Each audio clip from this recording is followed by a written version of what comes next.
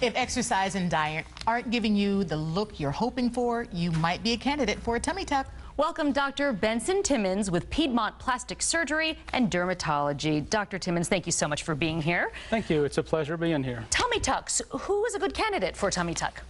Well, the type of patient is often a good candidate for a tummy tuck are the type people have had previous pregnancies or prior surgeries. Sometimes it's people have had a lot of fluctuation in their weight, or sometimes it's just hereditary or aging. Okay, now what's involved with, it's called an abdominoplasty, right? Abdominoplasty or tummy tuck, the terms are interchangeable, but it involves removing the skin and fat from a patient's midsection while tightening the muscles of the belly wall in order to give the patient better tone and contour.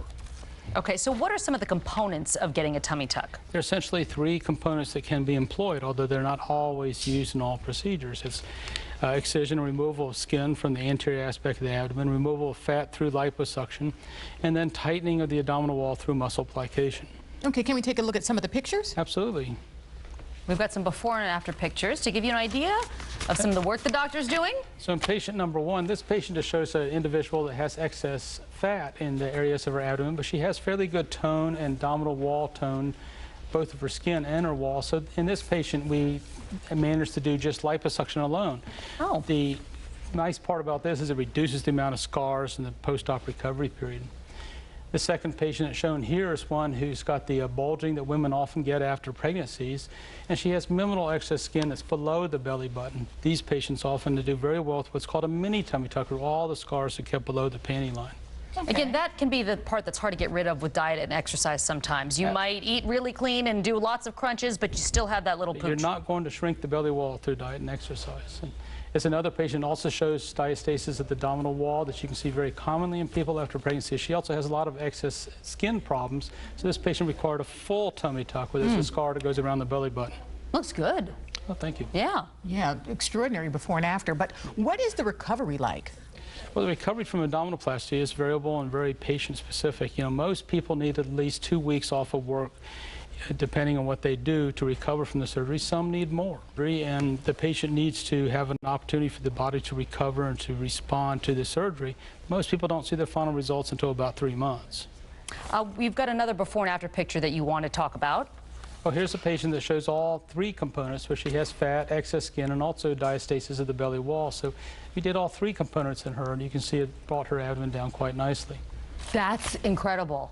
Oh, thank you. That is remarkable. So there's a difference in recovery from the patient who we saw who had just lipo, and then a patient who had the entire procedure, lipo and tummy tuck. Yeah, you can kind of look at it that each different procedure involves more added parts, and it becomes more and more invasive and extensive. So people have larger amounts of surgery, needless to say, need more recovery period. What is the response you get from patients after they've gone through the procedure and they're a couple weeks out and they have their results? What is the reaction that you get from them? Well, once they've gotten over a couple weeks and the pain's kind of subsiding, they're starting to feel better again, they're starting to see some of the results they're going to get, they become very excited.